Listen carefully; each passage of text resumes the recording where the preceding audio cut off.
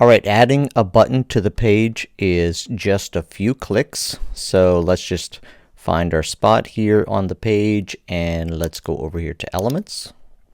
Scroll down to about the fourth section here is Buttons. We grab the button, pull it to where we want it, drop it, and it comes in looking like this.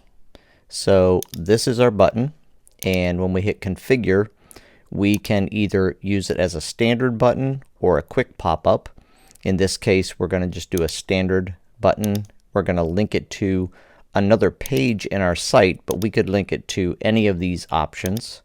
So we're going to go to the home page just so you can see how it works. But we set up where it's going to go, and then we set up what it's going to say. So we're just going to call this new button, for example. Okay, and then we're going to update it. Now we have the text, and we are going to change some colors. So the background color can be changed here. We're just going to grab whatever color we want. Let's go with a green. And we are going to also change the border to round the corners.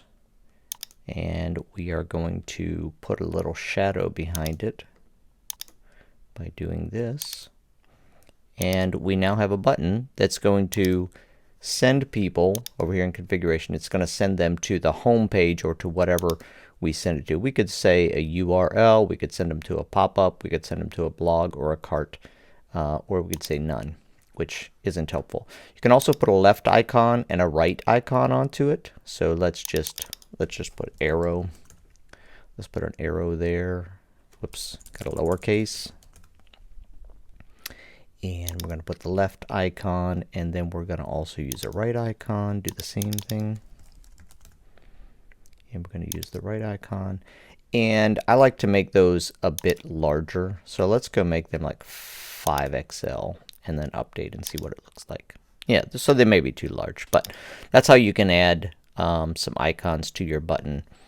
One final thing, we can also add some sublines of text. So number of sublabels. So let's go do this.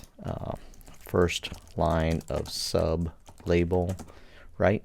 And we can update that. You can see what it does. It's just a smaller bit of text. And you can actually, as you can see here, you can 2, 3, let's do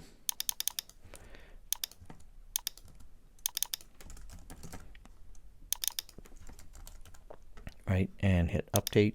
And you can see how it becomes a sub level of text for you. If we go up and specifically take the higher level of text and make it larger, right?